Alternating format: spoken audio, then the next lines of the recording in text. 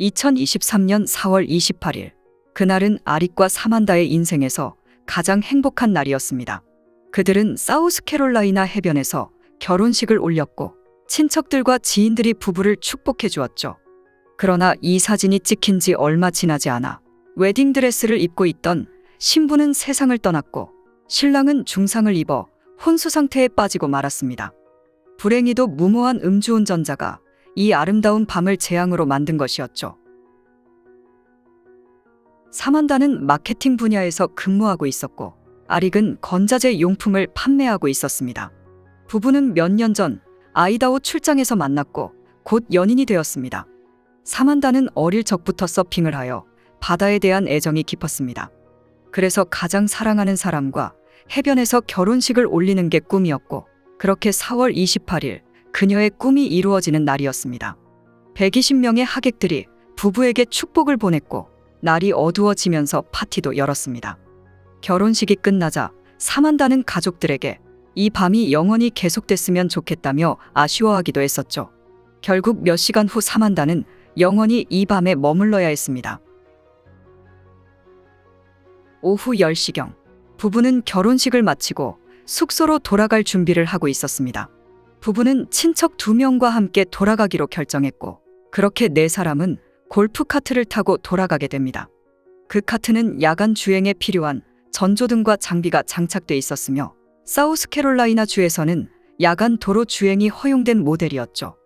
4사람은 제한속도 40km 구간을 규정에 맞게 주행하고 있었고 어느 순간 큰 소리와 함께 도요타 캠리가 카트를 들이받고 말았습니다. 그 차량의 속도는 무려 100km에 육박했고 카트는 여러 차례 뒹굴며 충돌 지점에서 100m 떨어진 곳까지 밀려나갔습니다. 사고를 낸 운전자는 차에서 내려 당황한 듯 무슨 일이 일어났는지 이해하지 못하는 모습을 보였으며 나는 잘못한 게 없다. 그냥 집에 가고 싶다라고 말했습니다. 경찰과 의료진이 신속하게 현장에 도착했지만 불행히도 사만다의 호흡과 맥박은 없는 상태였습니다. 심폐소생술을 시도했지만 효과는 없었고 결국 사만다는 현장에서 숨을 거두고 말았습니다. 아릭의 상태도 매우 심각했었죠. 비록 생존해 있지만 오늘 밤을 버티지 못할 가능성이 큰 것으로 보였습니다. 그리고 친척 2명도 크게 다친 상태였습니다. 그날 밤 아릭은 다행히 생명의 위험에서 벗어났지만 그를 더욱 고통스럽게 만든 것은 아내의 소식이었습니다. Do you remember the crash happening at all? I do remember the last thing I remember her saying was she wanted the night to never end. That was the last thing she said to you? That's the last thing she said. 사만다의 어머니는 딸이 결혼 반지를 착용한 지 5시간도 못 돼 저 세상 사람이 됐다면서 비통한 심정을 전했습니다. 아릭의 어머니는 아릭의 수술비를 마련하기 위해 모금 사이트인 고펀드미에 사연을 올렸고 후원금은 이날 오전 11시 기준 $62만 넘게 모금되었습니다. 경찰은 가해 운전자 제이미를 체포했고 사고를 낸 차량의 탑승자는 제이미뿐이었습니다. 그리고 그 차는 렌트한 차량이었습니다. 아이러니하게도 그녀는 자신이 한 행동이 얼마나 큰 결과를 초래했는지 전혀 모르는 것 같았습니다. 사고 당일 경찰에 출두했을 때 제이미는 갑자기 뭔가가 자신을 덮쳤고 자신은 잘못한 것이 없다고 말했죠. 그러나 당시 현장을 보면 그녀가 거짓말을 하고 있다는 것을 알 수 있었습니다. 당시 제이미는 비틀거리며 차에서 내렸고 스스로 서 있기도 힘들었습니다. 그리고 그녀의 몸에서 술 냄새가 진동을 하고 있었고 눈빛은 이미 흐트러진 상태였습니다.